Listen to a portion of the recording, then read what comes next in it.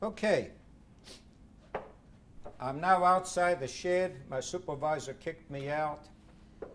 People surrounded around me are looking to me for answers. I have no answers to give them. So somehow I became the leader. I'm the young kid. They're looking to me for guidance because I am the son of Mr. Winestone, and also the clerk of the supervisor, so I'm supposed to take him to the woods. And now we got to the woods, and now what? So we're standing around and standing around and standing around, and finally decided we better go back to town and see what's going on. But instead of going, they send me and another kid, a little older than me, to be the scouts. We go back towards the town. There was a little creek between the labor camp and where we were. We were on the other side of the creek. And the town is surrounded by SS people, and we're contemplating whether to go back inside or to go back, tell our people that everything is quiet and we can go back. We just really don't know what to do. And then suddenly a mob appears from nowhere and storms the barbed wire. The shooting starts. We think the shooting is for our benefit because maybe the Germans spotted us. We run back to the wooded area. We come back to the wooded area. We tell them the story. Now what? We don't know what to do. By and by, the day went by. We're still wondering what's happened that day. We got to be on the move. We can't be in one place. Maybe people noticed us. So we keep going. I don't know which way to go. Very pitch dark. The night was pitch dark, and we run into another group. There were 10 of us. We run into another group, and I run into smack face to face with a cousin of mine. He is the son of Mr. Riskowitz in Memphis. And he did not work on the rock pile. He worked in a sawmill. But he and about 14 or 17 people also had the same experience we did. They got away, and now we're some 20-some people together. And they're still looking to us for leadership. His group to him, now it's not groups, now we're one big group. And we got up the courage. We went to a peasant house that was, in those days, some parts of the countryside was not all congregated in villages. They were all spread out, a house here, a house there. It was for agricultural diversification. Those things were designed for, they were called chutar. Each man lived on his own acreage instead of living in the village. So we go to him and he says, yeah, I'll tell you what's happened in town. They killed everybody. And having received the shocking news, I broke his window. I don't know why. It's twice in my life I've done it when shocking news is. I broke his window and I grabbed a sack with about 5 or 10 pounds of green peas. And he told us to leave. And we left. And I was eating those peas for the next 2-3 days. Where to go? Now we know that there's no return. We're on our own. We are in a wooded area, and that's what we've got to do. Now flashback, going back a little bit back to the camp. I told a story about my friend that was in the woods who came back shot with a bullet in the head. There's also a story about a cousin of mine, a girl about a year younger than myself, who showed up on our doorstep 3 weeks before liquidation. She was from my daddy's hometown, my daddy's niece, and she came back from the woods. She was in the woods all that summer, all that fall, till wintertime came. She was in the woods, turns out, with Uncle Benny. and 2 children. This girl was a spoiled little brat to begin with, and hated Uncle Benny from day one. They lived in the same town. I don't know, they had their personality problems. And she ran away. She survived their ghetto liquidation. She ended up with Benny. Benny was not a favored person in his encampment. He had plenty of problems, not only because everybody had problems, he had additional ones. His own people didn't like him. On top of that, he was wounded. So he was a cripple to boot. He had 2 little children and this little girl. It was a terrible situation. She, on top of that, got typhoid fever. She was eaten up with lice. She was, there was a disease going around in the woods called Kretz. I don't know. I've asked doctors in this country what they were. What is boils on your skin? Actually, wounds turn up throughout your body. Well, she showed up frostbitten, and of course she came in. My mother took care of her, and I listened to her stories.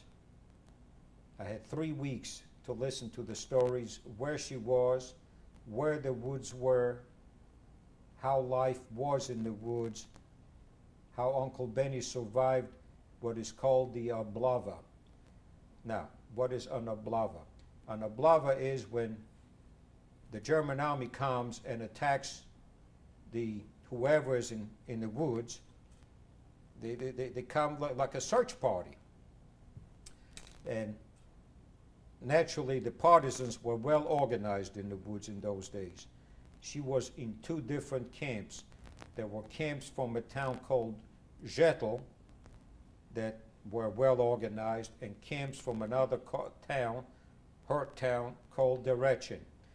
So when the Germans were not around, they were more or less running the county. They were the only power there'd be. But when the Germans came back with an SS division, they killed 2/3 of them. Whoever the Germans caught was killed. These people were not prepared for life in the woods. Okay? And she gives me all this information, which I store in my head, and now the group, I don't know what I'm going to do. I don't even know how to get to that place. So the groups is now 60-some strong. All kinds of stragglers got together.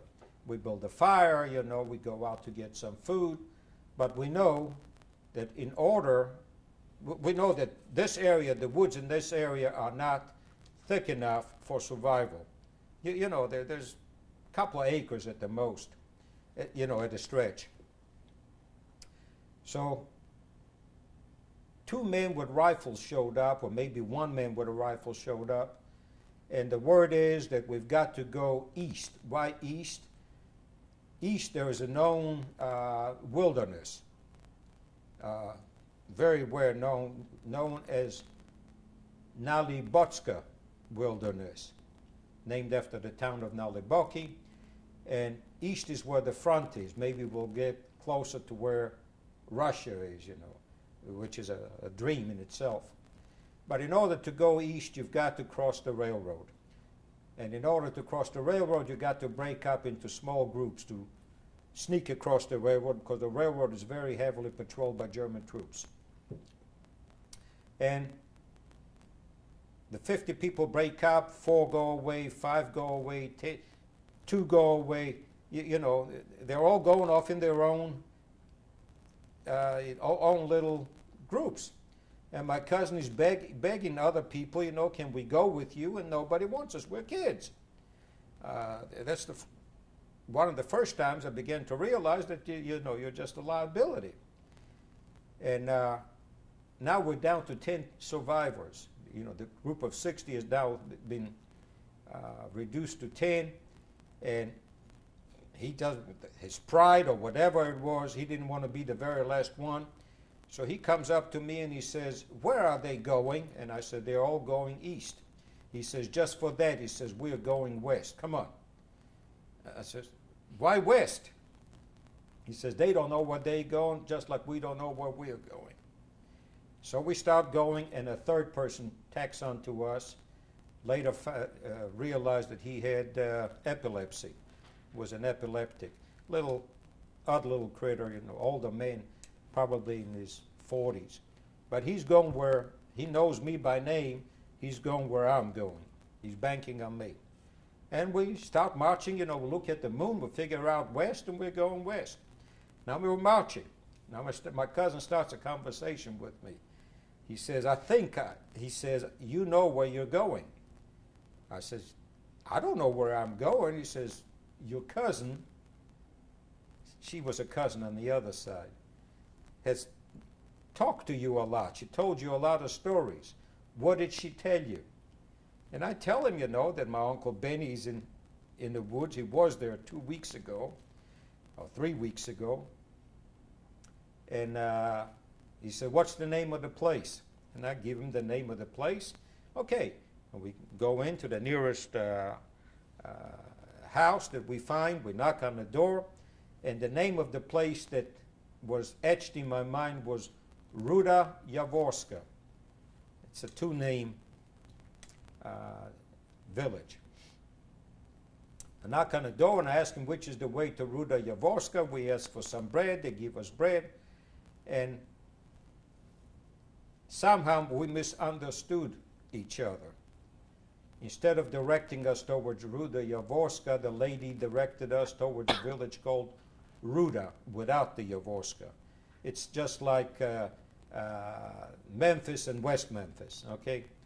So we're going, we have directions, and we're going. We're going all night long, we're going all day long, First night we stopped in a village, we slept in a barn.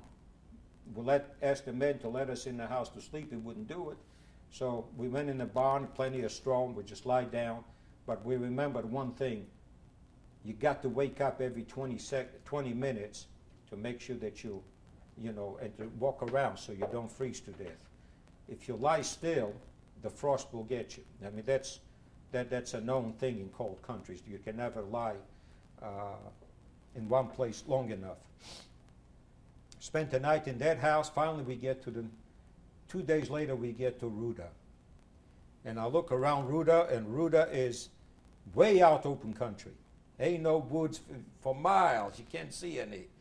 And I said, the girl gave me wrong information. Why would she do that, I knew she had gripes, but why would she misinform me? And I go from house to house and keep asking for partisans, and people chase you away because, they think you're a spy. And finally I came to realize that this is not Ruda Yavorska, this is Ruda. We made a mistake. So we're 35 miles, and that's walking distance, not just riding in the car. So we start heading towards Ruda Yavorska. Took us 2 more days.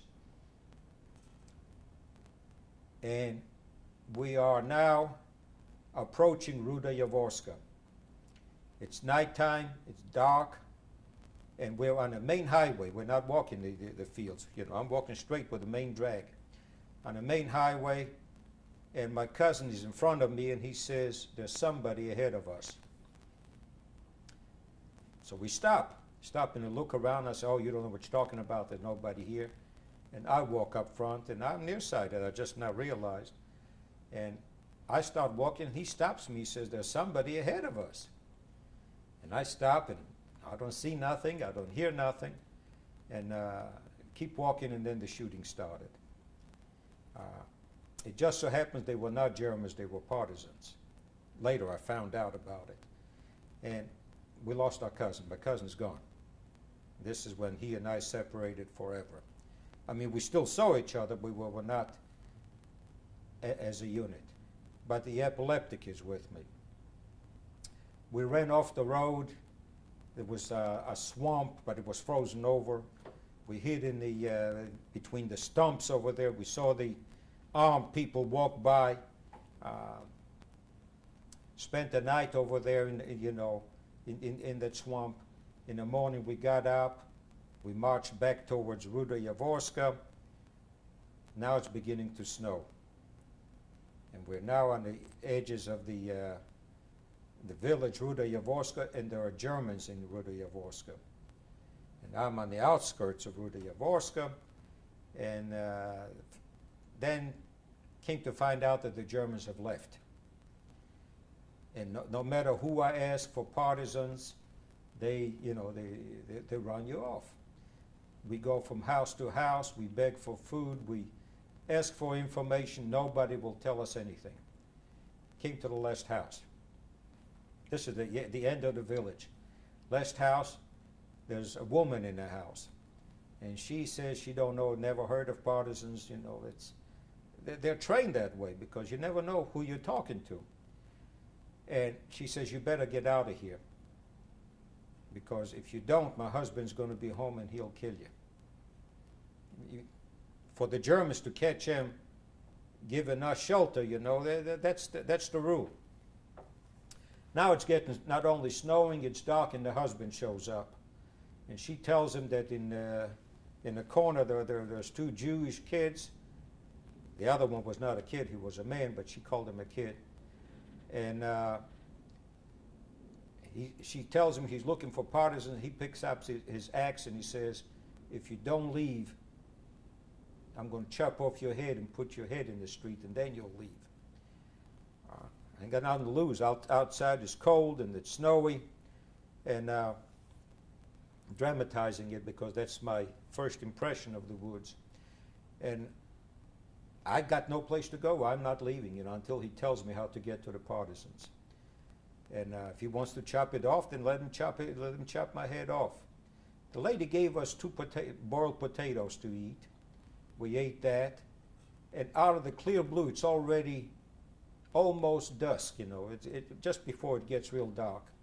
There's a man on a horse, a partisan. You can tell because he wore the red star on his cap, and a partisan has a certain air about him. And he walks into the house, he sees us, and we talk to him, and he thinks we're spies, He's not going to tell us anything either. And I tell him what happened, where I come from, and he says, I know, Malchik means little boy. He says, I can't help you. I can't tell you where I am, But, he says, it's snowing outside. If you think you're fast enough, follow the footprints in the snow. He was on a horse. He says, now the snow is going to cover him up pretty soon. So you better be moving. Because he said, I'm not just going to stroll, I'm going to be riding real fast. And he takes off and we go after him. And just about the time when we were in the woods now, just about the time when we were beginning to lose his footsteps, boom, we're right smack in the middle of a camp. We got into a camp, and the camp has just now been through what they call the Oblava a couple of weeks ago.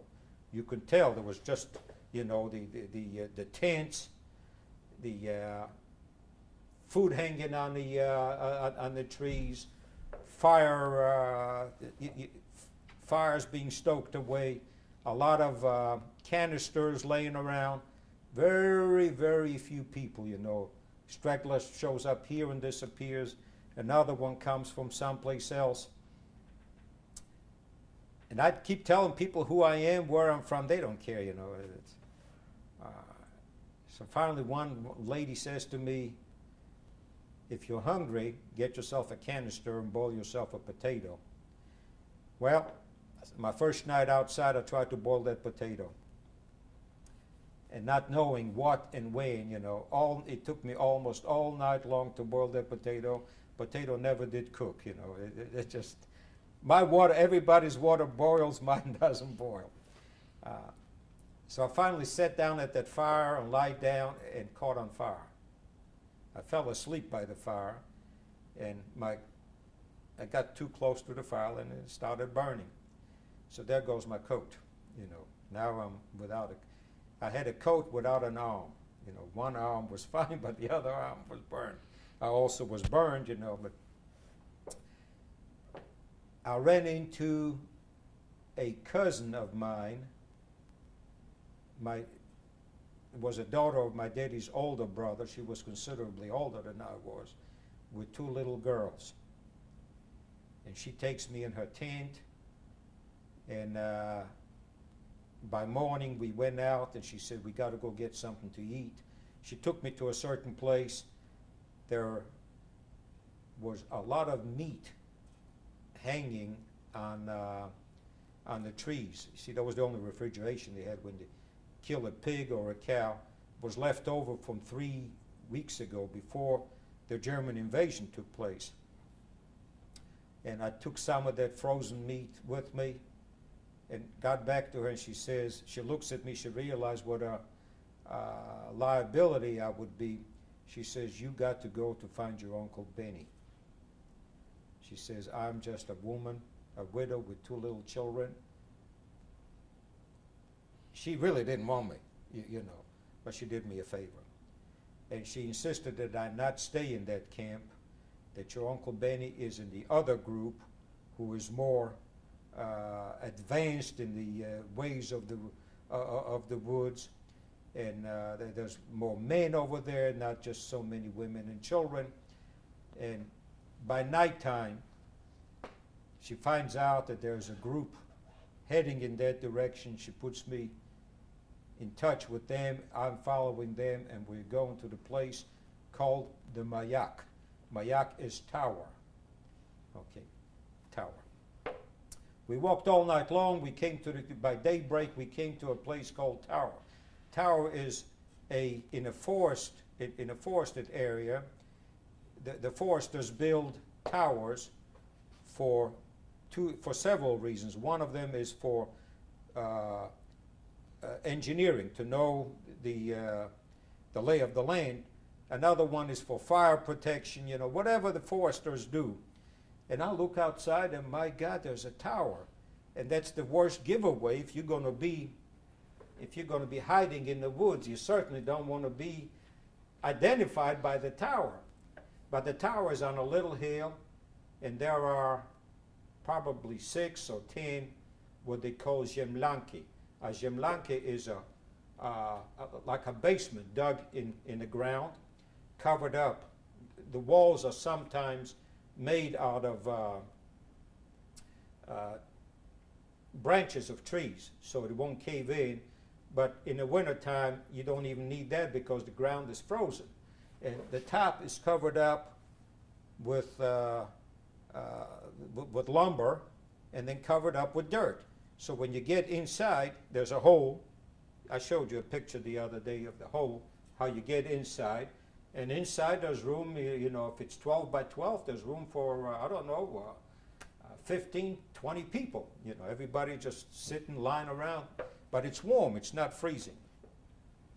And I come up, and sure enough, there's Uncle Benny, you know.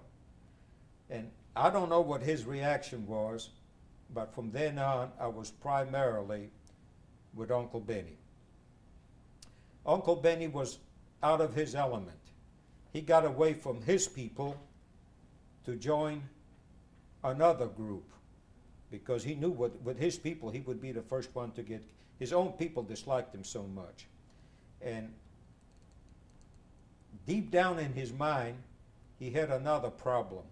And now I come to another story. In his childhood, he was friends with a man named Feldman. Uncle Benny was the man from the aristocracy. Feldman was the upstart. Okay? Uncle Benny's mother was a widow. Feldman's were now novo-rich, you know, they were getting rich. So Uncle Benny had it in his mind that everything that Feldman ever did, that Feldman was born with a silver spoon in his mouth. And Feldman was always lucky. Feldman got the pretty girl, Feldman made the money, Feldman built a big house. No matter what Feldman ever did, it was terrific. No matter what my Uncle Benny, everything came the hard way. So he makes up his mind that he's got to find his old friend Feldman. Now, they were not really friends. They were both friends and rivals. Okay? So we sit in this little underground group under the under the tower, and I know for sure we're going to be killed over here. That's, you know, I don't need that. You know, these people are stupid. I can't imagine how they, what would make them build their camp right under the tower. A couple of weeks later, all the bad news is coming in. Meantime, there was a Jewish partisan group that controlled the area.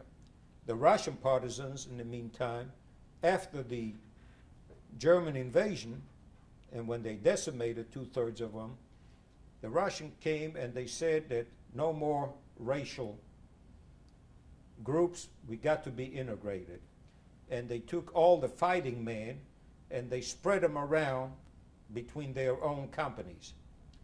Some went with this company, some went with that company, and the anti-Semitism in those companies was out of this reach. You would go out on guard duty, and then they would come and kill you because they said you were asleep.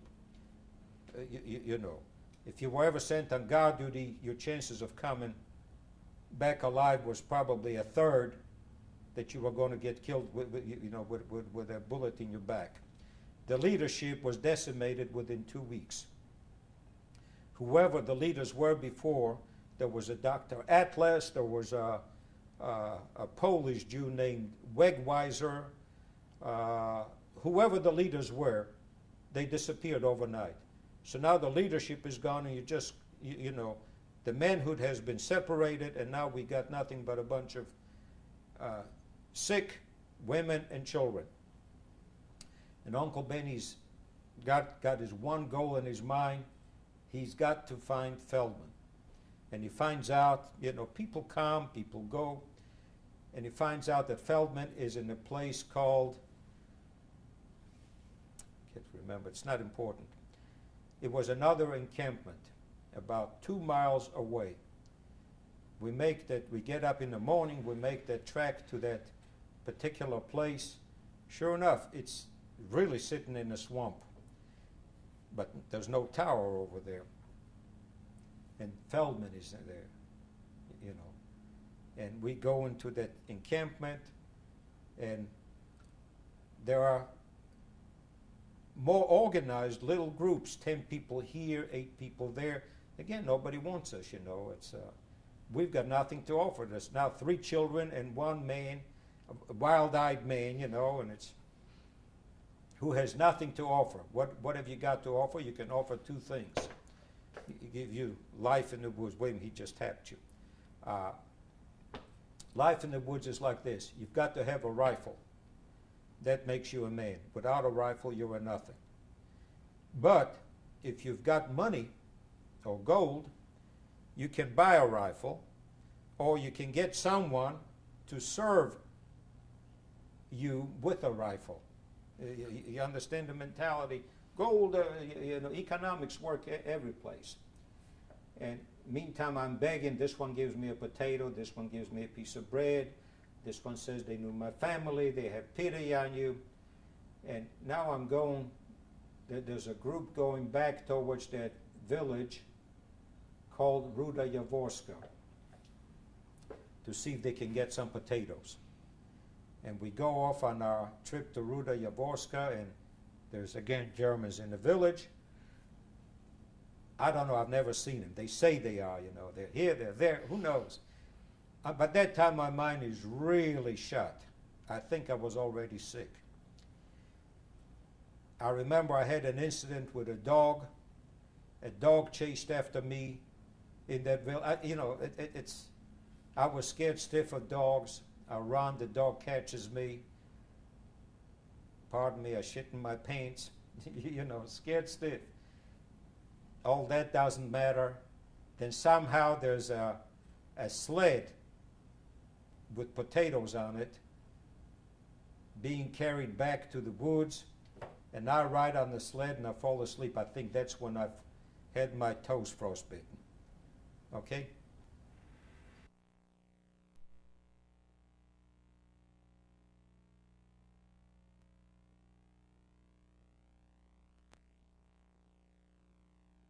We are now in a place called, I just remember the name, Lapchiske. jokingly called among Jews New Tel Aviv. It was an organized camp. I'm noticing people are frostbitten, and I noticed that people are passing out into a coma. They disappear. They sleep forever. Some wake up, some don't wake up. What it was typhoid fever. Some people recover from typhoid fever, and they're absolutely not making a bit of sense. They're hallucinating. And this one is frostbitten, this one is sick.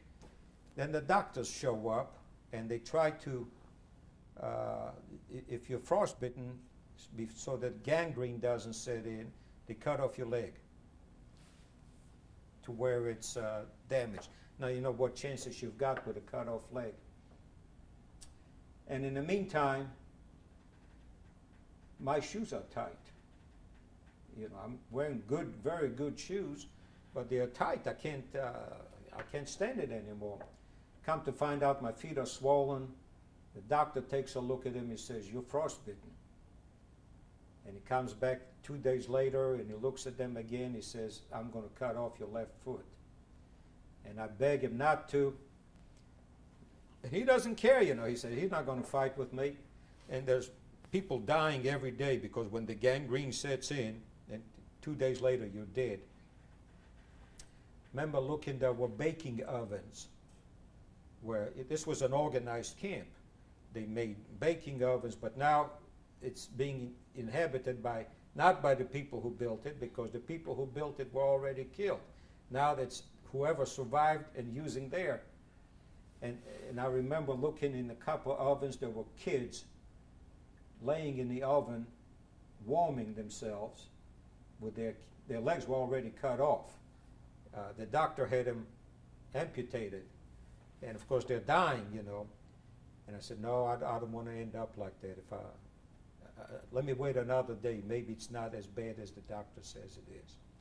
And then it's becoming very, very, very hot. I mean, I'm burning up. And, a lady walks up to me. She says she is my daddy's cousin. She introduces herself. She says she knows me. And she feels my head and she says, "You got typhoid fever." He says, "You're finished. Not only is your gangrene going to set in, your typhoid fever is going to get you." And she says, "Come over here." She says she's in a little basement like that, although in that place they weren't basement, they were sort of half in the ground and half a tent above ground. She says, "Come on with me," and we're sitting down there, and she says, "I'm sorry," she says, "you're not going to make it. You didn't even have a chance." See, they've already been in the woods for 6 months, and I'm just a newcomer. She says to me, "Now, if you had some gold or some money," she knows somebody. She just says that in passing. She says she knows somebody who could get us some flour. If she had some gold, she said, maybe I could nurse you out of this sickness. I said, "It just so happens, I do." And I take off my shoe, and I says, in the heel of my shoe, there's a $10 gold piece. My daddy was well prepared for things like that. Everybody in our family had a $10 gold piece in the heel of his shoes. You never know where you might end up. It's a good place, number one, to hide it, and nice to have in an emergency. And I said, she says, "Here, give her the shoe." And I says, "There's a $10 gold piece in here." She says, "You're already hallucinating." And I said, "No." And go ahead and try. I remember her yanking off the heel, going out. She got a knife, or however she got the heel off, and there's the $10 gold piece, and that's all I remember. Weeks later, I wake up. She tells me the story that she took the $10 gold piece. She bought a sack full of flour. She says, "You were out cold." She said, "I didn't think you were going to make it." She says, I hope, she says, you got another $10 gold piece in the other shoe. But she says, that's your business, but you apparently are out of it. She says, I nursed you the best I could. This is how much flour is still left in the sack from what I bought. She says she had 2 daughters with her. She said, we ate, and this is what's left, and that's the best I can do for you. She says, the typhoid, apparently you're going to make it, but the frostbite is going to get you. She said, I couldn't do anything about your feet. And so she says, let's hope for the best. My Uncle Benny tells the story a little differently, but it's not important. Okay? He tells the story with a dream, I don't know what I was doing when I was hallucinating. That my mama came in my dream and told me to go here. I don't know. That is not important. Important things are facts, not dreams. I get back with Uncle Benny, and now it's already beginning to thaw out. The snow is thawing out, and I walk outside, and I look around. I says, my God, these damn Jews, they're stupid. They built their camp right off the highway. You can see the highway from the camp. So certainly you can see the camp from the highway. And the German army goes by the highway, all they got to do is just step inside, So I hear the conversation, that other people are saying the same thing, that whoever built this camp, the camp was built at the end of the summer when the greenery was real thick. They didn't realize the proximity was that great. In the wintertime, you're right within view. Not only is that a bad place to be because of its location, it's also very low.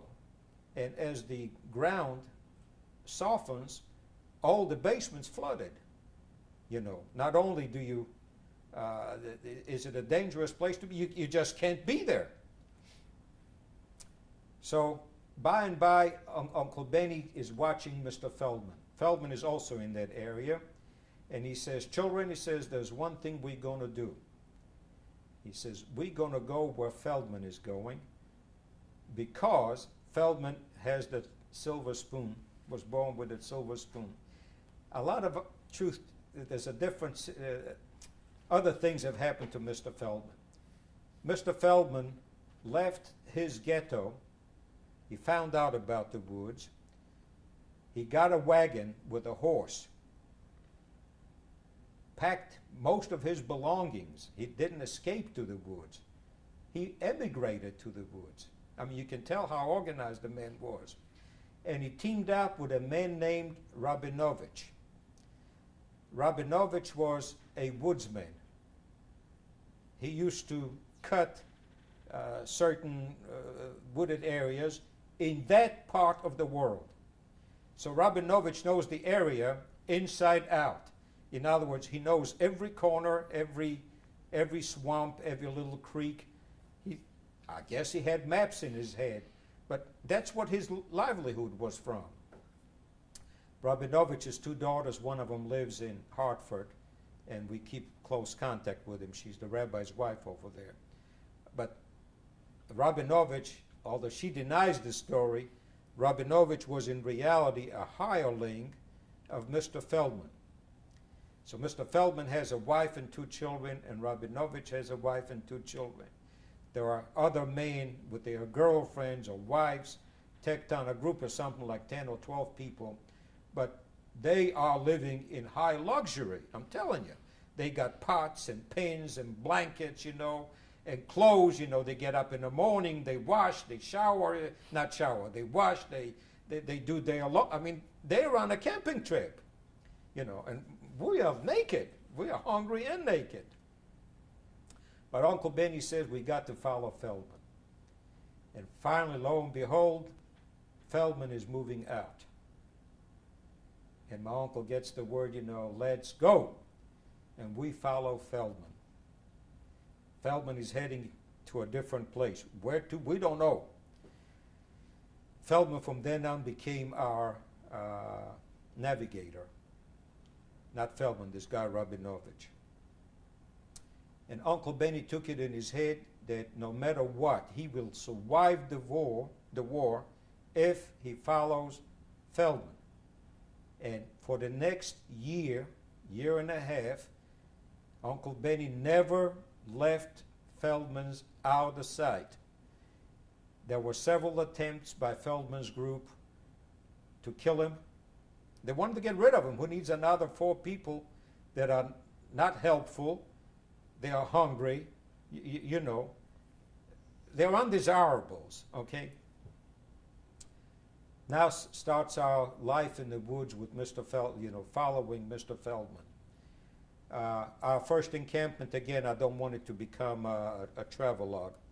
Our first encampment was next to a village that I visited in open country, back to my feet. I'm walking barefooted. I never did know how to walk barefooted, and not only that, but I'm frostbitten. I'm really in trouble moving. The snow is still on the ground, and I'm barefooted. Yeah, but somehow, during the day, the sun would come out, and I would just get out in the clearing and get my feet out in the sun, and I could feel the rays of the sun healing me. Would you believe it? I actually feel it. And little by little, I still had trouble walking for the whole summer, but it healed. My frostbite, to this day, I feel a little, it just survived on one toe. The nail came off. But other than that, everything returned to normal. I was barefooted that summer, so was everybody else. I had more trouble than that because I had to get used to it. You know, got to learn how to walk barefooted in the woods. And now our life in the woods begins, you know, the real life. How did we live? This the first spring. We were next to that village called Nakrishki. The Germans are visiting that village periodically because we've been there. It's still a known place. Food we didn't have. Occasionally, Uncle Benny would go out at night in the nearest villages, and how he got it, whether he stole or he begged or he certainly couldn't buy because he didn't have anything to buy it with. We barely got by. Lice. You just don't know. Why the typhoid fever? The thickness of the lice over you. You know, lice will crawl from one person to another one just like that, and they multiply in one day. You got a whole colony. On top of that ailment that I was describing to you has spread amongst us. It's very, very contagious. If you don't have to touch me to spread that disease. If you touch that table and I touch that table, then I have contracted the same disease. And it's terrible. Now lice, Uncle Benny really quickly figured out a way of controlling. Not 100%, but well enough. Number one, you cut your hair. You know, but that's a standard in that part of the world anyway. You seldom let your hair grow out. The only time you let it grow out is because you didn't have a chance to cut it. The other thing is you boil your clothes. And from then on, it became a standard with Uncle Benny. Anytime we had time and we had a bucket and we built a fire and we filled it up with water and we boiled the hell out of our clothes. Now, if you boil your shirt but not your pants, the lice will still, you know, it's a constant ongoing battle. But we fought that battle, and pretty much we didn't control it, but we minimized it. Now we come to the disease that we were talking about. And a lady in that Feldman group was married to a pharmacist. Mr. Rabinovich's wife owned a drugstore, but a drugstore is not where you sell drugs. A drugstore where you sell soaps and So she too had some knowledge. She was not a pharmacy, but they had some knowledge about pharmaceuticals. And the two of them got together and they remembered the prescription for that disease. The ingredients for that prescription contained alcohol and pine oil. And Mr. Rabinovich says that pine oil, there was a pine oil they called, you take the roots from a pine tree and you boil them in a certain way, And he says in that village, there's a place that makes pine oil. Finally, we couldn't stand it anymore, and my uncle sends me and his son to that village to get some of that pine oil. We got a bucket with us. We went into that village. The Germans were on one side of the village. We were on the other one where the pine oil factory was. We stole a bucket of unprocessed pine oil, and we ran back to the woods. On my trip, I went into that village, and I asked where the pine oil place was, and I found out, and I said, that's the place, so we must have been right here in these woods. I did not go into that woods. It just so happens that those woods were not thick. They were very, very detectable, and the reason Mr. Rabinovich, I think, picked it so it would not be the obvious place, you'd have to be crazy to. He thought that his strategy was different. Then the Germans established a barracks in that village, and we decided that there's no point in pushing the luck. We left. But from then on, we were constantly covered with pine oil.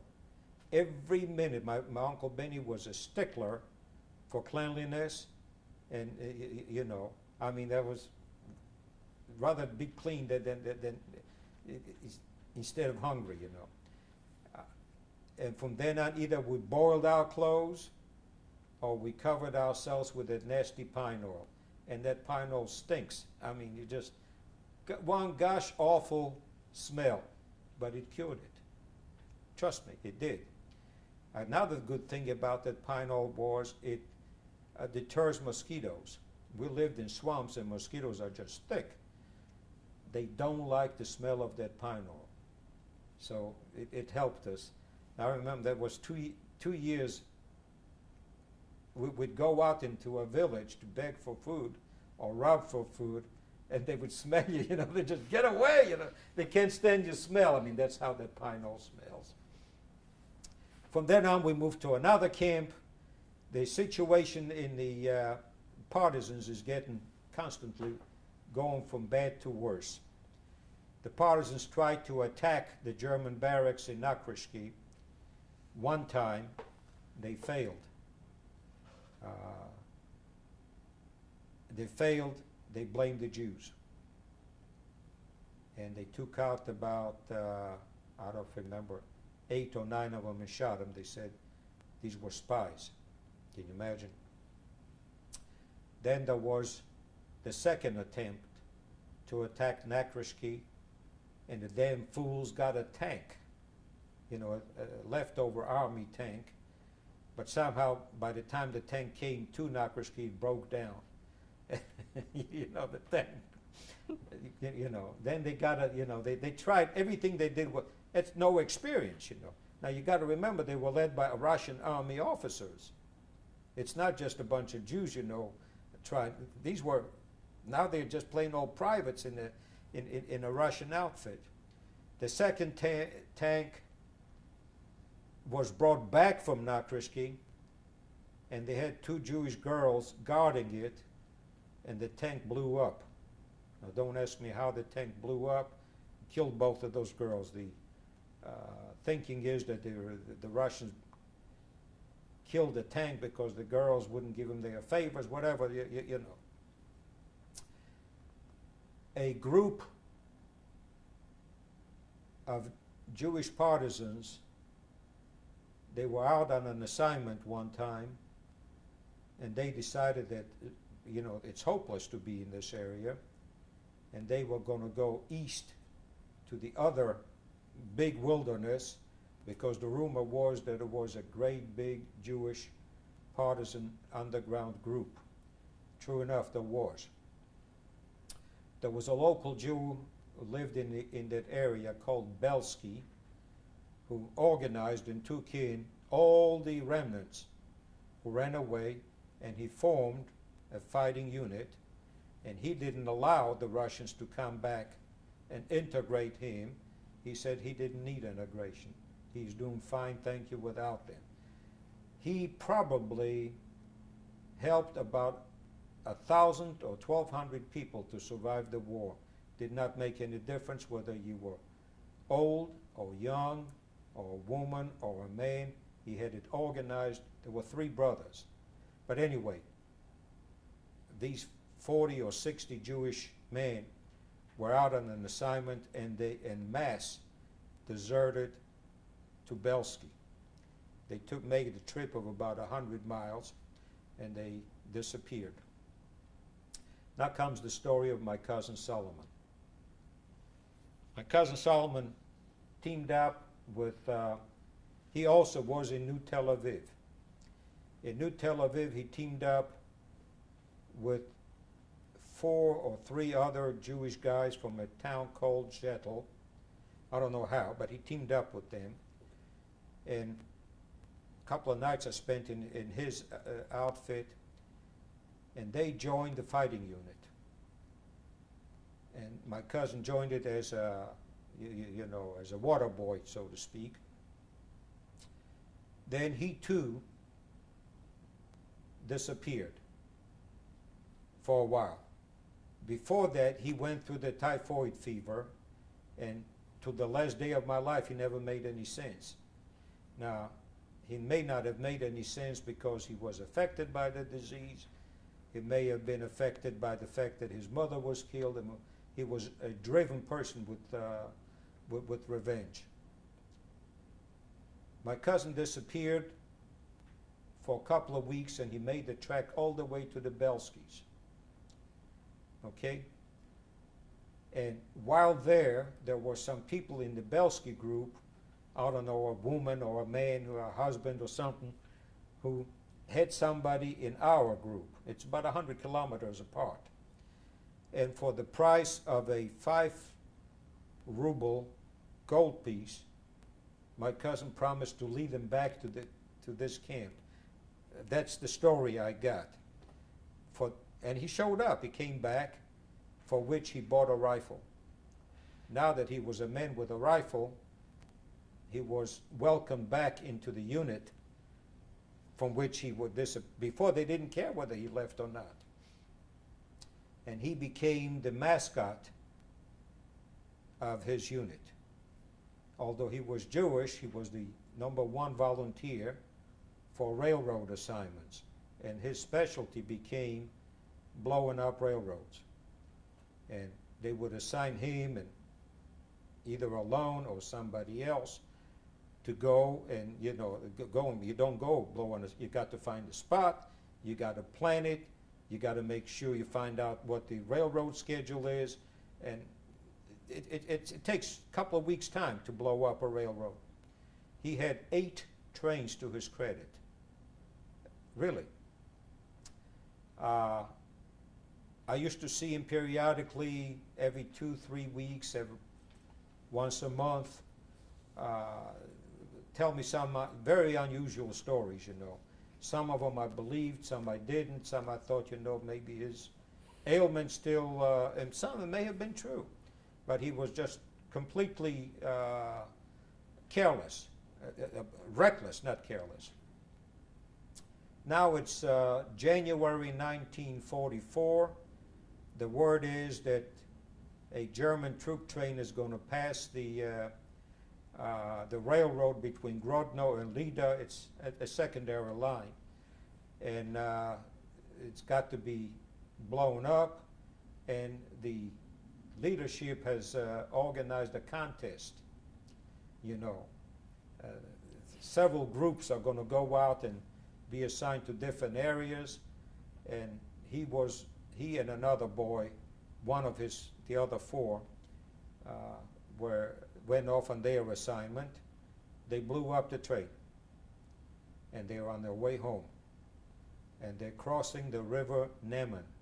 That's a big river over there. You got to take a little canoe, a boat, to cross it. You don't just walk across it. At the crossing, they met up with some of the other competitors in the contest. There were 8-2. There were 8 of them and 2 of them, and the 8 of them said to lay down their rifles. And they said, we were taught never to lay down a rifle. And word for word, they were shot.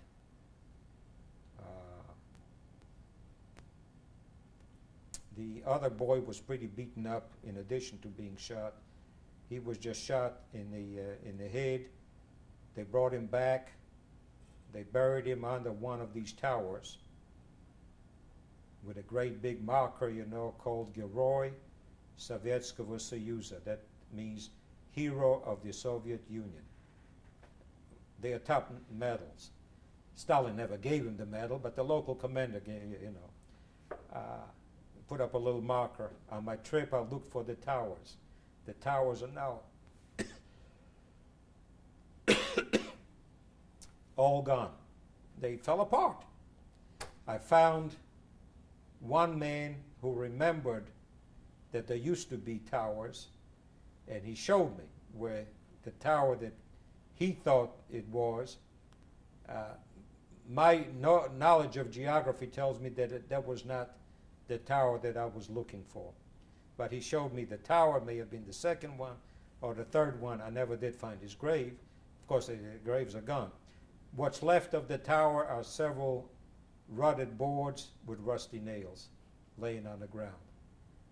And in the middle, where the tower was built, is a concrete marker that the Polish engineers dug into the ground, because I never knew it. It's the first time I've seen it. And so I knew that was a tower, but I don't think I found the right tower, and I was afraid to be there, I didn't see fit to research the towers any further. But that's the story of Solomon. My son is named after him. Now that gives you an idea of what life was in the woods, okay? My experience in the woods. Aside from the time when I was sick with the typhoid and the other diseases, it was terrible. Why? Number one, I was an appendage to a man with 2 children who himself was not wanted by whoever was around him. He just made up his mind that if he sticks with Feldman, everything's going to be all right. But Feldman didn't want any part of him. I mean, there were many attempts made on his life to get rid of him, because it's trouble. How did we eat? Life in the woods. You go out in the surrounding villages and you do the following. You either beg or steal or rob. Feldman bargained. He had money. I mean, just plain old gold. He would make a contact with somebody and he says, here's a $20 piece. I want 3 wagons of flour brought in. I will take it down, a sack at a time this week. So they always had food. We lived next to them. We were starving. But somehow we got by. Clothes, it's whatever the partisans got from the local villages by means of robbery. You go into a peasant's house, and you don't have a shirt, and he has one. You tell him to take your shirt off, and you got it now. I mean, that's it. Same goes for shoes. The same goes for clothes. The same goes for bread. That's how partisans basically live off the land. Okay?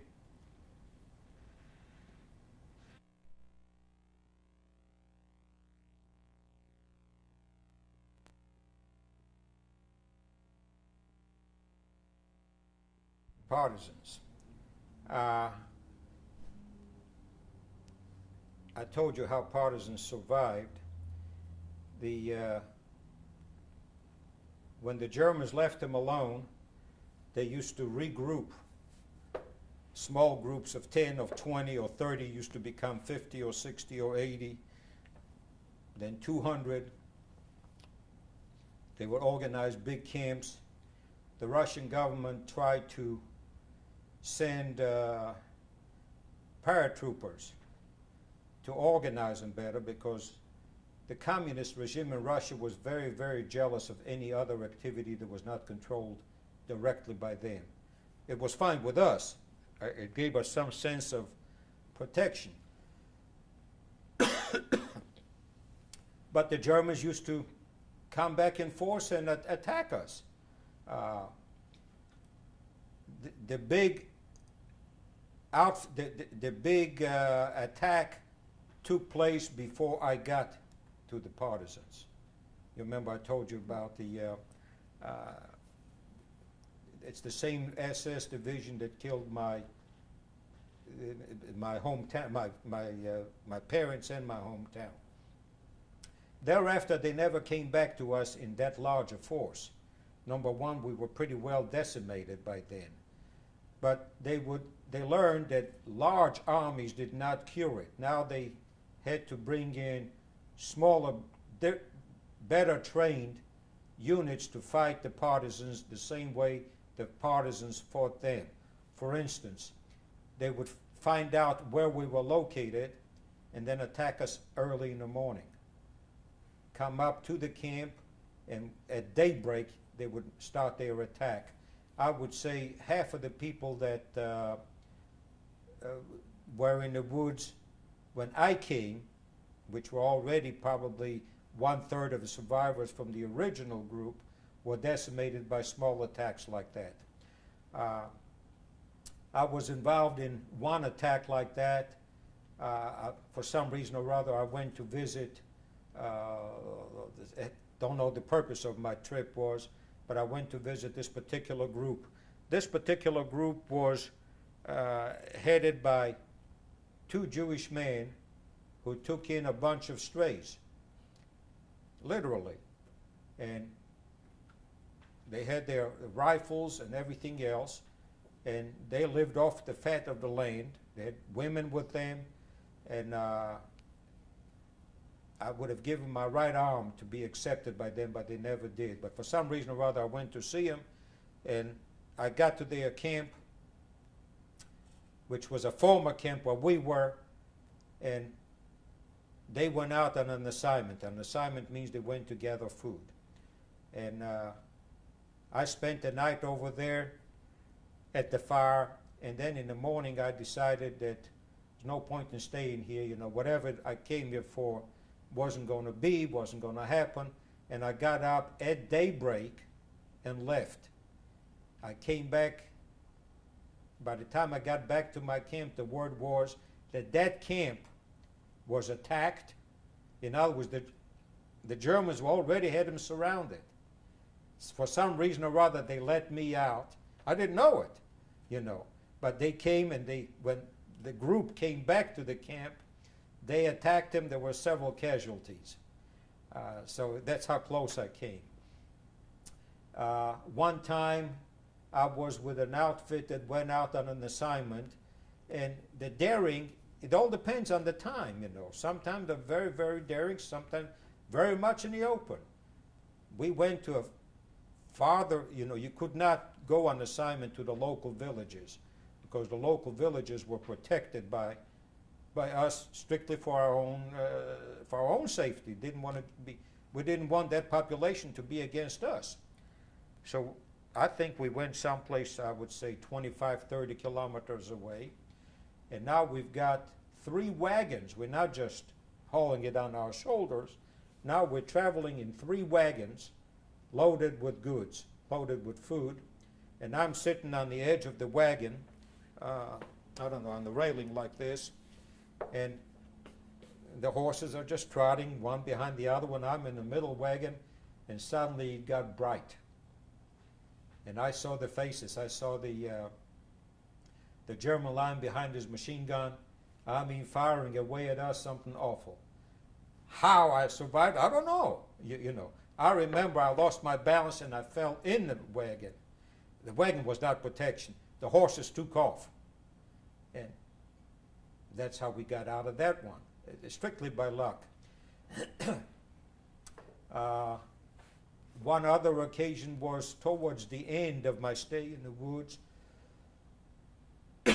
Was a story pertaining to a pair of boots that somehow my uncle got a hold of a pair of boots and the boots were stolen from. They disappeared.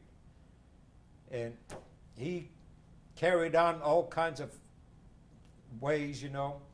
We were by that time already heavily surrounded by the Germans.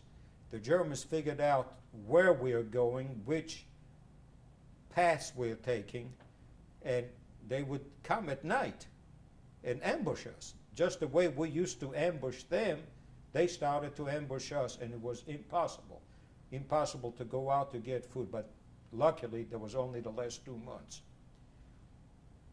So here I am. I'm going out on one assignment, and the front is already close to us. You hear the artillery, but you don't know what's going on, because by that time, we're pretty well cut off from the world. News quit traveling, you know, we knew something was going on.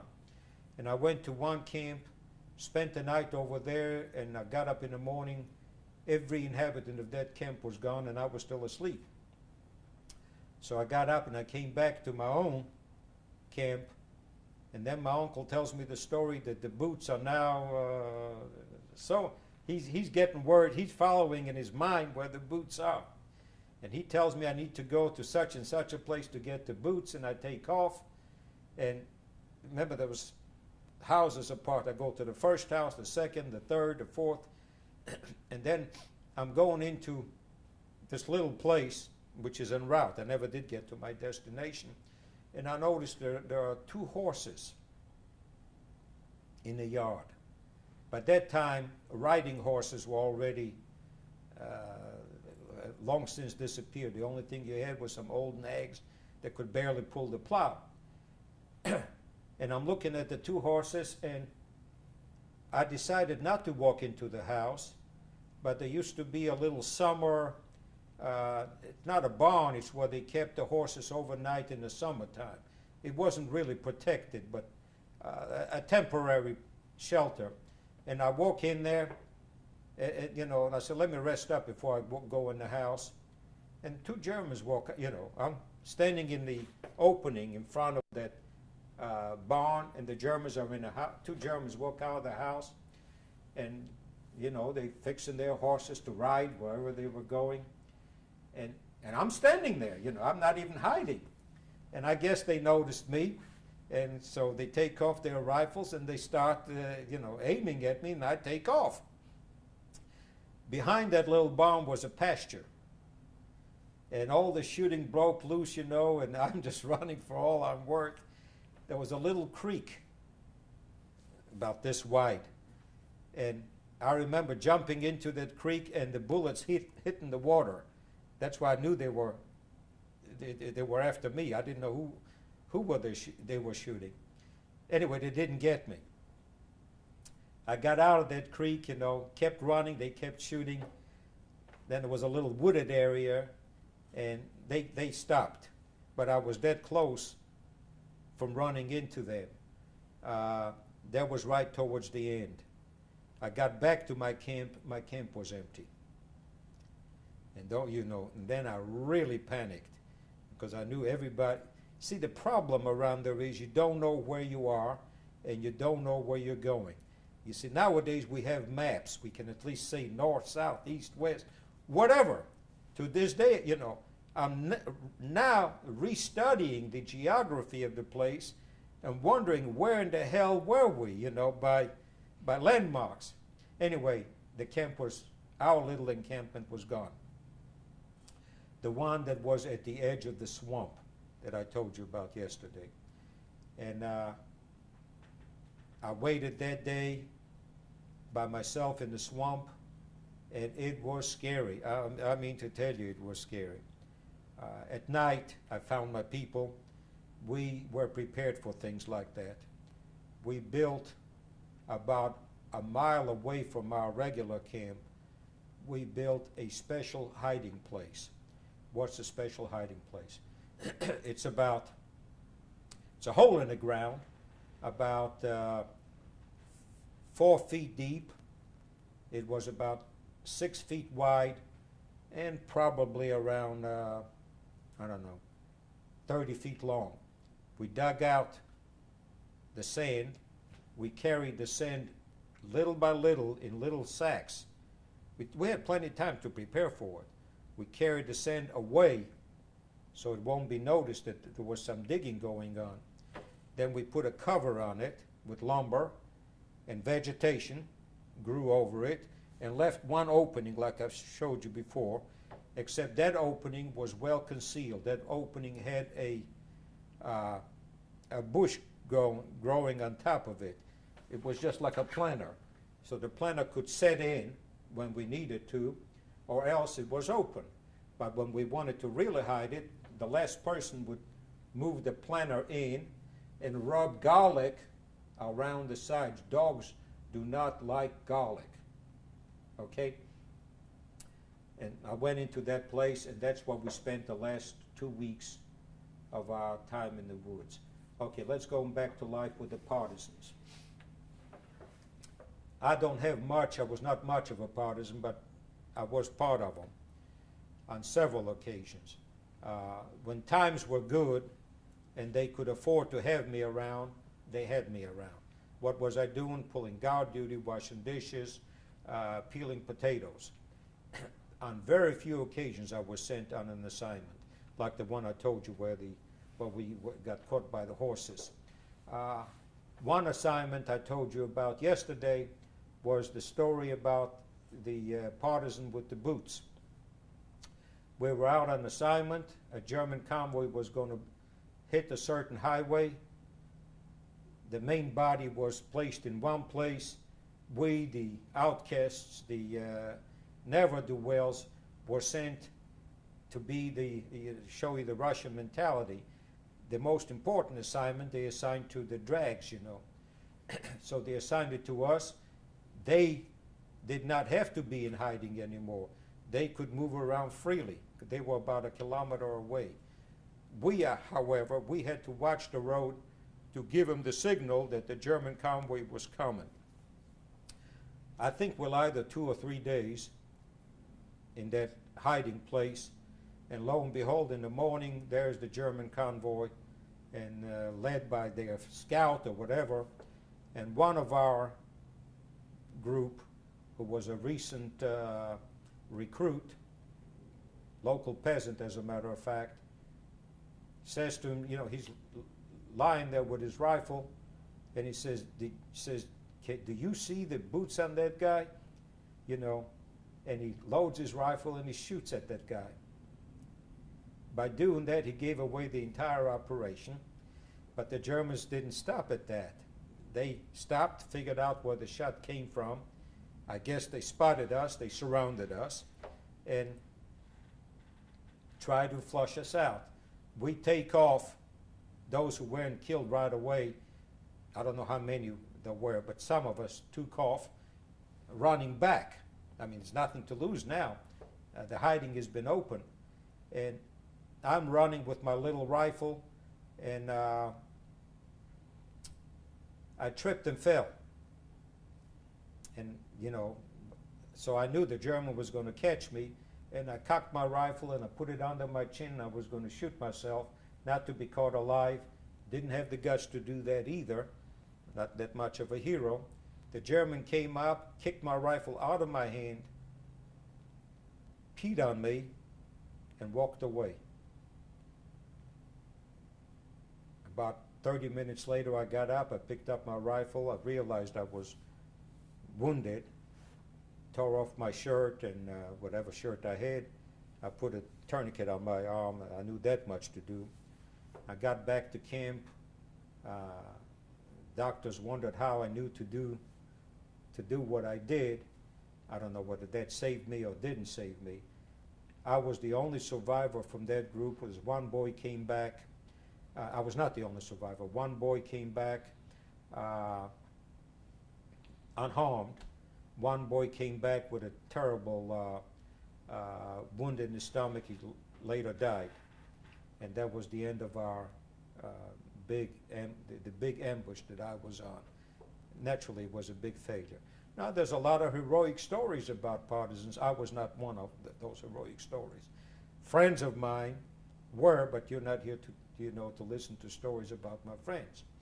There was a Polish Jewish boy that came into our outfit, into one of those into the Lenin outfit, which was a more elite group, and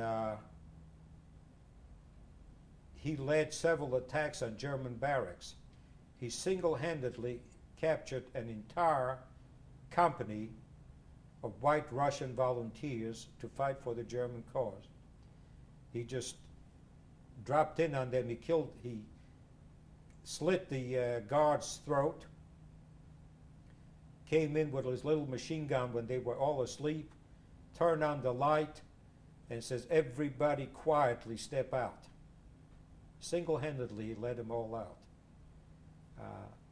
He too died later on in an act of heroism like that, in a stupid way. But he was the local folk hero. Told you yesterday about the boy with the breaking the dishes, he was not a boy, he was already a grown man.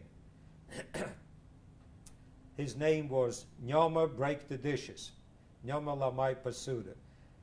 He happened to be a member of the Lida outfit. The outfit was notorious for killing Jews, Russian partisans actually killing their own compatriots. How he survived in that outfit, I never did know. But his fame comes from the fact that they attacked a German railroad train. It was a troop carrier, and he got into the officer's car, and he saw all these dishes, and I guess dishes to a wild partisan indicated Western civilization or what have you, and he says, "Bratya, brothers, break the dishes." And from then on, that was his name. He went by the name of Break the Dishes, It's a tradition. Later on, I met up. He was in the same DP camp with him. Nothing. A real, a quiet little guy, but in the woods, he was the #1 hero. He was the poems are written about, but nothing. Most of us, aside from our short, brief, time with the active troops, lived a miserable life.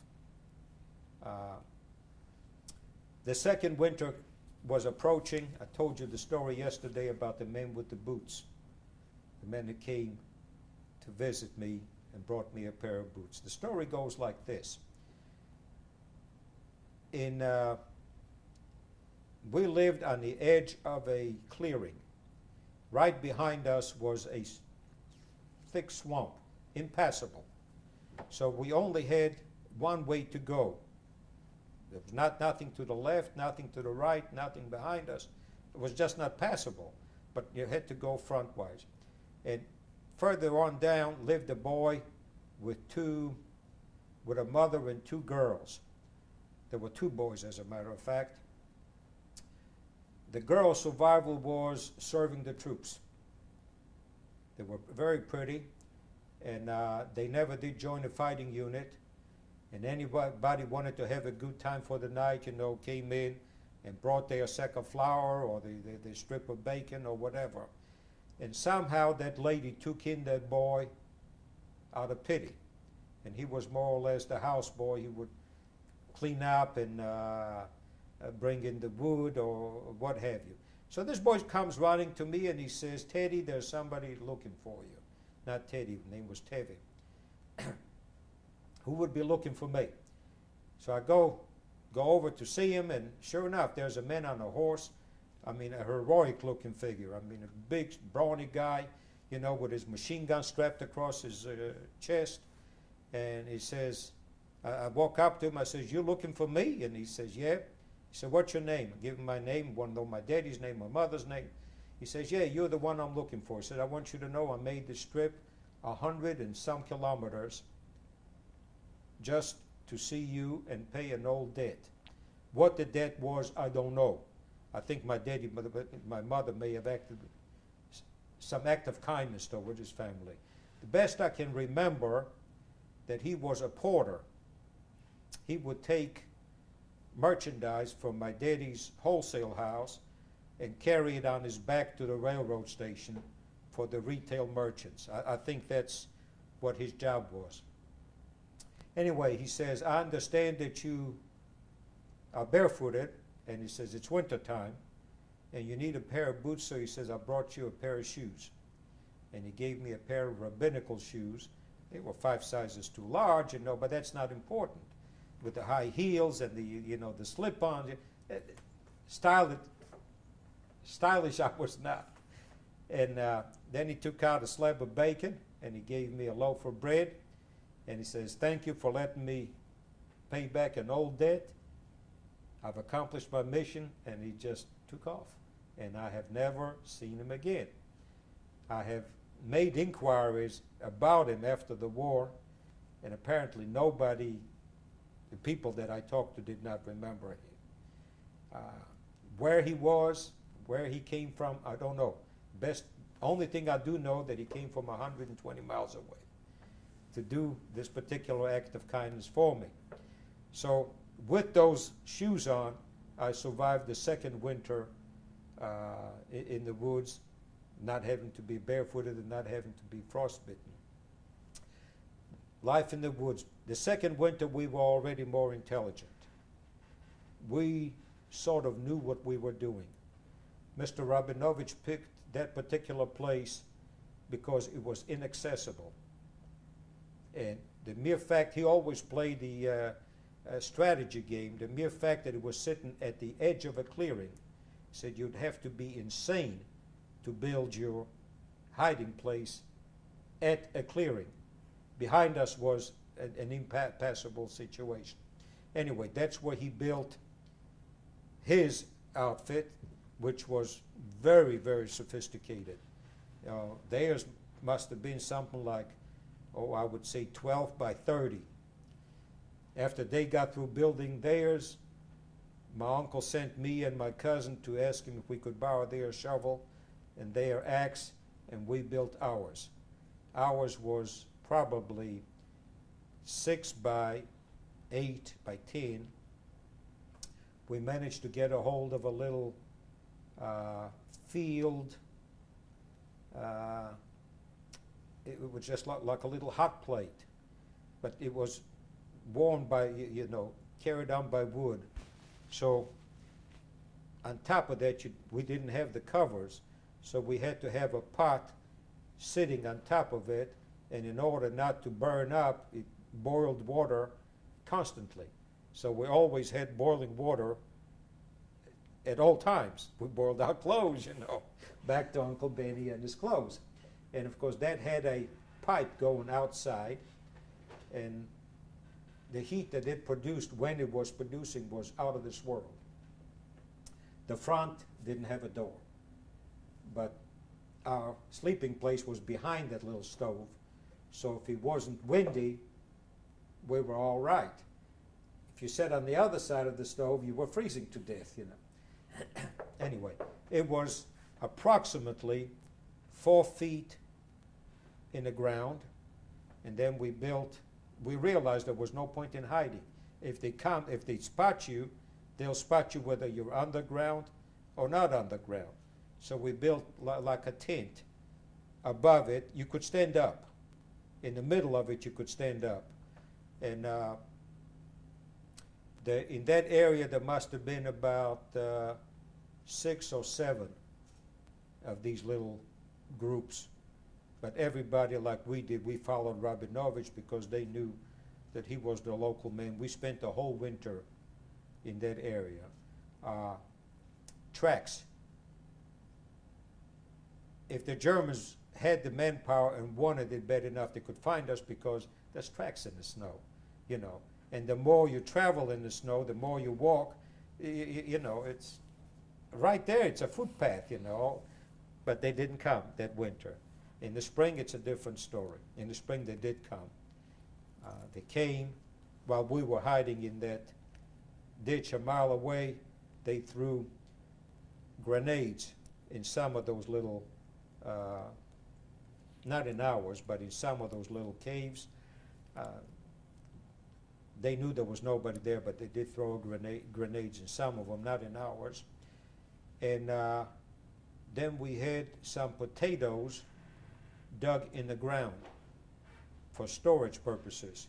And they even spotted that and poured gasoline on it, so you couldn't eat it. And so the last 30 days was the worst. The first 30 days was the worst, and the last 30 days was the worst. We have avoided, due to Mr. Feldman's and Mr. Luck and Mr. Rabinovich's skill, we have avoided most of the attacks on the surrounding areas. There were attacks constantly. Our encampment was otherwise never attacked. I mean, just never did. This boy that I visited in Israel, you know, the one who was the lackey for those two girls, and the mother, he tells the story that he was at the original tower that I saw when I first got to the woods. He lived there for a year, and the Germans finally came and attacked it a year later. Go ahead. Oh, I think we still got 5 minutes. Okay. He tells the story how they attacked that tower, and the people out there were strictly nebbishes, you know. A guy really, you'd have to be out of your mind to live in there, but they had no place else to go, and they wiped them out. They wiped them out. They didn't wipe those out who survived, not because they were heroic figures, it was just destined to be that way. You know, my Uncle Benny in later years used to claim that he saved my life. That's a lot of bull. He didn't save anything, he was just lucky that way. And I paid him back, you know. But there were no heroes, you know. It was destined for you to be, so you were. And if it wasn't destined, there were people got killed the last day before liberation. There was one crazy man, I remember, a huge giant of a man. Just got out of our hiding, and he says he was tired of being cramped, you know, and he was going to go, and he ran into a stray German. One German captured him, you know, and took him back to camp, and they decapitated, and they did all kinds of horrible but that's on the last 2 days of the war. How a man survives 2 years in the woods and doesn't make it to, you know, I don't know. The end of the partisan story is not good either. We were supposed to come back into our towns as heroes. We came back as bums. The army quickly drafted every able-bodied man in the service and left whatever, just a few women and children were left behind. Few other strays. There was a guy by the name of Rosenberg whose wife decided that she's not going to abide by any law, and she hid her husband under her bed. That's already after liberation. Would not let him get drafted for about 6-7 months. I mean, we knew that he was there, but she just said, "The hell with the army." And he survived. I've got pictures of him I've seen after the war. They were in Israel. Go ahead.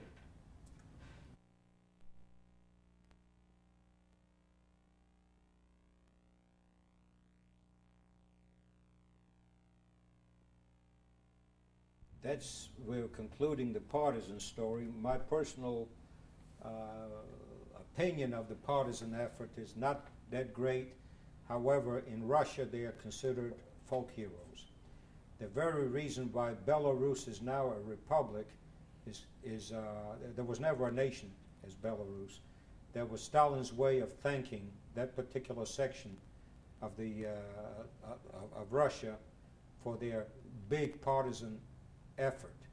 The streets have partisan names. There's monuments all over. It's a big national history, the partisan movement in Belarus.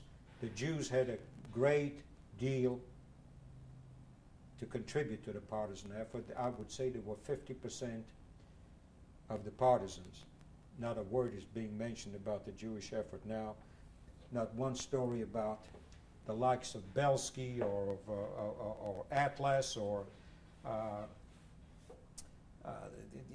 the early partisan movement was all started by Jews. It was later taken over by the Russians. There were times when the Atlas group attacked their hometown, killed all the Germans, and maintained in town a partisan government for 3 weeks because the Germans came back. It was pointless. There was no reason for it other than self-gratification. What effort what contribution that had towards the war effort, I don't know. I'm not here to judge. The only thing is that because of the partisans, I'm here. And if it weren't for them, I would not, I would have perished like the rest of them have. My friends who were in the woods with me, they all tell different stories, but they're basically like mine. Maybe not as colorful. Some have, some have lapses of memory. My friend, I have a rabbi friend in Hartford who was a former communist. He's more dramatic. He tells the stories in greater glory. But I think I've told mine with enough description. It was tough. It was heartbreaking. I don't think a normal human being could have survived it. How we did it, I don't know. We just did. And then you have to come out and you come into your hometown and people don't know you anymore. Say, where were you? You should have been killed. In the meantime, someone else is living in your house and they got resentment against you, and it's a lot of problems. We lived in Russia through March or April of 1945. The handwriting was definitely on the wall that you better get out. I was a good student before the war, and I tried to enroll in a Russian high school. I made it through the 6th grade, and I wanted to enter the 7th. And they say the school is closed for you. They denied me admittance. They said I should go back to the woods and try to teach the peasants how to read and write, that I would do much more good for the country than I would by going to school myself. Naturally, I didn't. I went to work in that mill that I was telling you about where my uncle used to do the heavy drinking. The handwriting was on the wall, and then Poland was becoming liberated. The Russians played a dirty trick on Poland too. They came, after they liberated us, they came to the doorsteps of Warsaw and stopped. And then they encouraged the local population to have a rebellion against the Germans, which they did, and then they allowed the Germans enough time to come in and wipe out the Warsaw Rebellion. So by the time 6 months later, when the Russians finally decided to liberate Warsaw, they were out 1 mile from Warsaw. To liberate Warsaw, Warsaw was no longer in existence. That's Russian geopolitics. Anyway, Poland was being liberated, and they said to us, if you consider yourself a Polish citizen, you have an opportunity to go to Poland. Otherwise, you're going to have to live in Russia as a Russian citizen. And after a lot of soul searching and consulting with other like people, we decided to become Polacks and move to Poland. And we picked up all our belongings. We had a horse and a cow by then. We were put on a freight train and we went to Poland. And we come to Poland in a strange city. And my uncle gets up in the morning, we're still on the railroad car, and he goes to see what's going on. We don't even know where we are. We were delivered. We were on the track. And he says, everything is going to be great. And I said, why is it going to be great? He says, the next car is Feldman. Feldman also, from wherever he was, see, after the war, he went to whatever town he went to. And they separated. And then when we met up at the railroad station, we were inseparable. My uncle and Feldman from then on were inseparable till they both got to America. And for 40 years, whatever travails and problems my uncle thought he had, he only knew it in his mind that had he stuck with Feldman in America, everything would have been all right. And would I please find out where Feldman is and he'll go see him? Called me many times, and then I got that call from him one day. He never called me, really. And I said, why are you calling me? I always called him. He says, Feldman died. And that's when I knew it was the end of an era. Anyway, that's the story of my uncle and Mr. Feldman. Now, it may sound comical only because I make it so. But one man's prejudice and one man's superstition, may be the lifesaver. Who knows? I don't know. I'm not here to analyze. Okay, where are we going to continue? Well, why don't you take us back to the actual day of liberation and tell me a little bit more about that? The actual day of liberation was a big nothing, okay? Almost a letdown. You got to remember, we were sitting in that hiding place. We spent about 3 weeks or 30 days in that hiding place. There must have been about perhaps 30 people in it. Some who did belong, some who were freeloaders who came in to hide. We had almost no food to eat. Hungry. But at daybreak, we'd get in the hiding place, put the cover on it, and spend the rest of the day in that hiding place.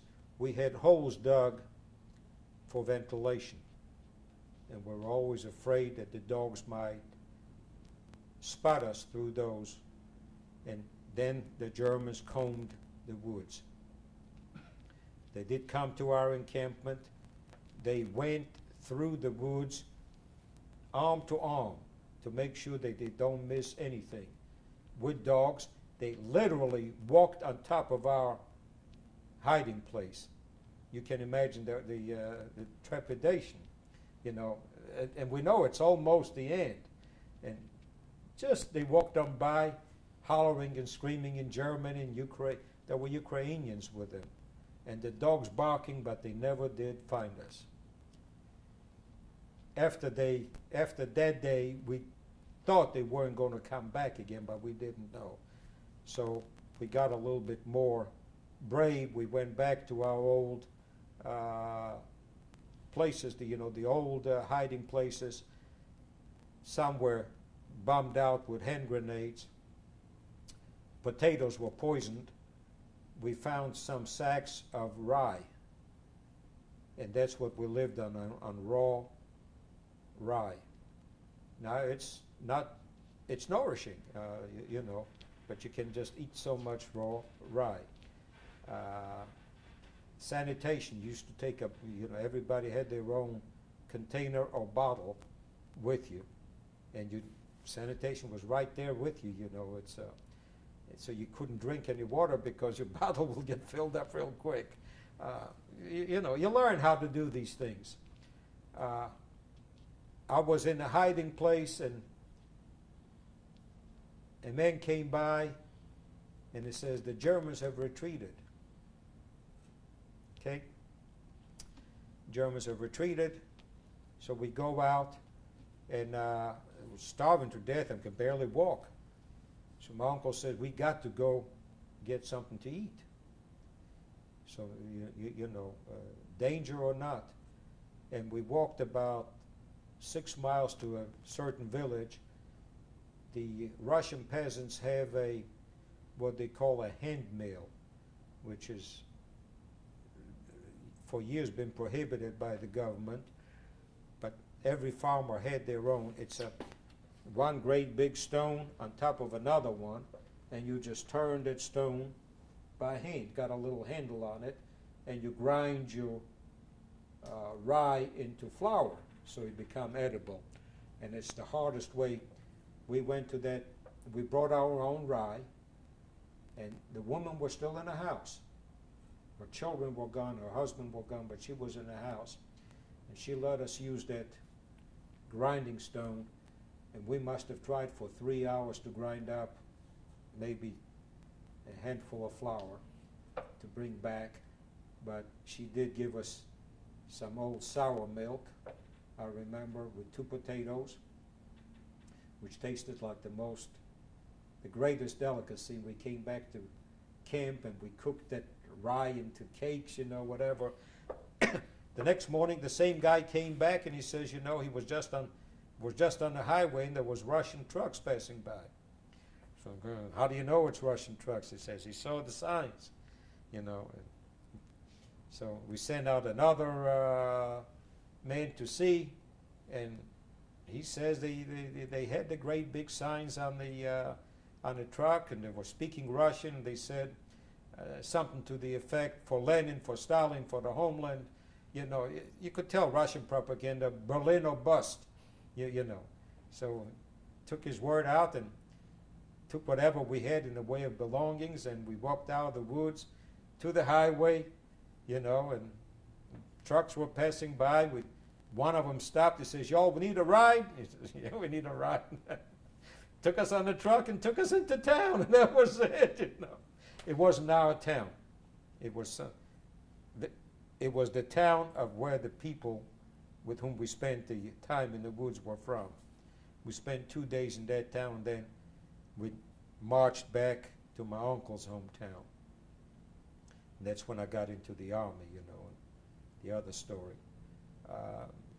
The Army story is not relevant to anything you want to hear. Everybody was drafted. And everybody was drafted, and I thought I was a big hero, and I went with them. Whether they wanted me or didn't want me, I was there, okay? And everybody was pretty well. Russian infantry doesn't last long. The life expectancy of a Russian infantryman is probably 3 weeks. Very brief. They're always replaced by others, You just don't know how many people there are in Russia. And all the partisans, not all of them, most of the partisans that got into the Army were wiped out the following month on the front. My cousin, who did not spend the war years with us in the woods, but he was in a fighting outfit next to us. His name was George Bliss. He later became my mentor, guardian, protector, what have you. He survived the Russian Army. He got up to the rank of captain.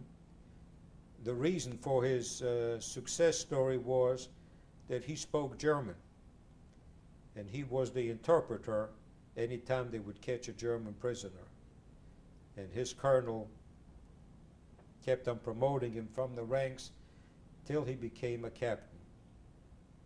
Later on, we were in a town called Lodz, and we're already in Poland. And the anti-Semitism in Poland is even worse than ever. Russian troops are moving back from Germany. And 4 or 5 Russian officers come to our doorstep. I communicated with this cousin of mine. After the war, I wrote letters to him. I was the scribe of the family. And he kept in touch, so he knew our address. And there is cousin George, with all his medals across his chest, the hero, he won the war. with his colonel and his major, you know, and they're coming in and they're having a big, you know, party, you know, and they're drinking and toasting each other. And then my uncle says, "Where are you going?" He says he's going to Japan. See, Japan was not, the war with Japan wasn't over yet. He says, "What in the hell are you going to Japan for?" He says, "We got to conquer Japan." So my uncle says to me and my other little cousin, he says, "Y'all take, you know," but that time they're all drunk, I mean, passed out cold. Take him, and we dealt, my uncle was an animal lover. He started dealing with cattle in Poland, buying and trading horses and cows. I mean, he was strictly in his element. He says, "Take him out in a barn and put him to sleep." So we took him in a barn, we undressed our cousin, and he went to sleep. Little by little, his commanding officers came to, and they each rambled on back to their outfits. When cousin George woke up, he says, "Where am I?" And he says, "Let's have another drink." And he passed out again. By the time he finally came to, he was a deserter. And a deserter from the Russian army is death. So we had a deserter among us, and we got him papers, you know, false documents. One morning, the Polish police came knocking on our door. They passed the word for the Jews to move on, but Poland did not want them. They came to our door. They shot up the apartment with bullets, made us all stand against the wall, and they said they were going to machine gun everybody. My cousin and another brother-in-law of my uncle, who was also a deserter, when they saw the law coming, they broke the windows and ran. And I'm telling you, not just plain windows, iron grate, I mean the strength of running away. They ran on the roof, so they got out of there. The Polish police did not kill us. They just threatened us, told us that it's time for the Jews to go to Palestine. And with that type of a message, we knew that it's time to go. We went down to the local Jewish, what do you call it, the community center or whatever they had, started snooping around and asking, and they said, yes, there's an organization that takes people to Palestine, but it's a long, tedious way. Are you ready? We said, we are ready. They said, you got to pay whatever for your documents or whatever it was, take your belongings. We packed up, told us to report to a certain place for indoctrination, at which point we became Greeks. The idea of Greece was we were going south from Poland. So Greece being south of Poland, we were Greeks going home. And in order to be Greeks, you had to pretend that you did not speak Yiddish, German, or Polish, didn't understand any of it, do not answer any questions, act strange, Did I tell you that? With the cap being turned backwards, the shirt turned around, buttoned from the back, your socks inside, whatever, any oddity that you could possibly think of. Some men even wore skirts. And when the authorities stopped you, you look straight at them in the face, and if they talk to you, you don't understand. And in order not to give yourself away, you recite the Kaddish, or whatever prayers you remembered from your childhood. And most of us knew the Kaddish, unfortunately. And, every time we were stopped by the authorities, you just recited the Kaddish one time, and when he kept talking to you, recited it again until he gave up. He said, oh, the hell with him, That's how we rode the trains. No tickets. No, conductor used to come, ask for the tickets. You stand up there and you recite the Kaddish. Only thing you could say is Athena and Grazia. Then we left Poland, we came into Czechoslovakia. We ended up in a town called Bratislava. We spent 2 weeks over there into another organization camp. Bratislava was already more accessible to Western influence, although the Russians were there too. And then little by little, you could tell different groups were being transported further south into Austria. We spent a couple of days in Vienna, and then we ended up on the American side in Austria. Had to cross the Danube River, still as Greeks, and there was American MPs by boat. We couldn't go the right because the Russian army wouldn't let us, and we crossed it in a little hiding place. There was a little MP outpost. They told us to take a shower, to get deloused, whatever. And said, none of that Greek, you all start speaking German or Yiddish or whatever you want to. And from then on, we were under the auspices of displaced persons camps, which were not the greatest place to be in either. Sometimes you had food, sometimes you didn't. It's the hunger situation in Europe after the war was very, very persistent. That's when I became educated in the ways of calories. That a person requires 1,800 calories to survive. We were getting 650. It's you get a different education. My people in America, I didn't know anything about. I knew there was an uncle someplace, other than in New York, because him I knew. I knew he had family over here. Who, what, when. I was a kid, I never was interested. So I can't tell you anything that I've learned about them is what I've learned here, not from the old country. My uncle didn't know anything about me, but this cousin, George Bliss, had a very interesting experience. Their family were big landowners, and their family also had a sad history of the oldest son taking the entire estate. And it just so happened that for 3 straight generations, there were 10 sons in each generation. Now that's an oddity. There was a Jewish nemesis by the name of Haman. You might probably know about Purim. Haman had 10 children, and they were all hung, whatever. So their nickname was the Hamans. Jewish people have a funny sense of humor. So now you've got 3 generations of Hamans. Only one of them ends up with a homestead. So they had a lifetime of unhappiness. If they were 1 out of 30, the other 29 were their enemies. Okay. Most of them ended up as farmers in Canada. Canada still offered land to settlers. And most of them ended up as farmers in Canada. And my cousin put in an ad in the paper that he is Joe Blisnowski, later Bliss, and from so-and-so, and one of his uncles replied. And he said to him as follows. He says, I am your uncle. I still carry a big grudge. I have not forgotten anything from before.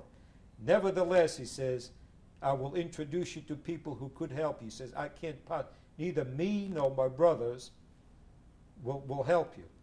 It's out of this question, It's we've forsworn forever. But he says, the situation being what it is, we'll let you know, try to introduce you to other people. This other person introduced him to an uncle of my brother's. Did I ever tell you that story? Okay, let me tell you the story about my father's brother. My father also came from a large family, 7 sons and 4 daughters or something like that, 11 children. And my father was the favorite. He was the middle child, sickly child, frail child. His mama just loved him, to the exclusion of all others. You know, it happens, you know. Some mothers are like that. And it came time for him to go into the service, into the Russian army. And she said, no, no, no, no, no, not my favorite. She says, this younger brother, who is brawny and strong and big, you know, and I never do well anyway, and a troublemaker, he says, you go in the army, you tell him that your name is David, and you're going to serve for him. So he goes. He goes, he spends 3 years in the army, and he says, never mind that nonsense, you know, I'm not going to, Russian army is not a plaything. And he runs away. He comes home, and the mama says, my God, you're a deserter. You know, they're going to come and kill us. So she scrounges together $100, and she sends him to America. He says, you better escape to America. And that fool gets on a boat, you know, he's got money in his pocket, and he comes to America. In America, he was a nothing, okay? He spent 6 years in the Marine Corps, you know, what have you. In all his time in America, he came here in 1913. In all his time in America, he sent his mother 3 postcards. Just tell her that he's well, that he lives in Brooklyn, you know, and that's his address. And I'm visiting my grandmother for the only time in my life. I'm visiting her, and she tells me the story about this no-good son that she's got in America, and she says, your rich uncle, Mr. Iskowitz, is going on a trip to America. Would you please ask him to look up my son and see how he's doing? It's country, you know, what they think. They go from town to town. They look him up. And so I told my Uncle Iskowitz, and he got on the train 2 months before the war broke out. He came to Brooklyn, and he saw this uncle, who was a house painter, just fell off the scaffolding. No, at that time he didn't. He was a house painter, lived in Brooklyn, and he wrote us, yes, he saw the son, you know, nothing to write home about. He said, you know, blah, blah, blah. That man had conscience problems after the war. After the war, this Bliss person who rejected his family contacted him. He says, your people are alive, and that's where they are. He says, I cannot help them. I says, I have sworn them off. He says, you do something about it, and he said, I will. At that time, he was a house painter who just fell off a scaffolding. He was painting the Lois Picture Show in New York and broke every bone in his body, and he was being hauled around in his cast. He went from household to household, from cousin to cousin, traveled to Boston, to places to find out, see if anybody would guarantee our coming to America. I had no plans or desires to come, none whatever. You know, I didn't have any place to go, but wherever they send me, that's where I will go. He finally got the papers together, and he brought all 5 of us to America. That was his contribution to our well-being. We were the greatest of friends until he died. But at the, you know, when the times are, when the times were rough and your contribution meant something, he stood up. A lot of people didn't. Uncle Benny took me in the woods. Although I was treated miserably, I was still with him. And I paid a very, very substantial sum for this particular story, help. But the point I'm trying to make is my father's people were not day-to-day lovey-dovey. But when the calling came, they stood up and they were counted. Both brothers were like that. So I'm proud of them. Go ahead.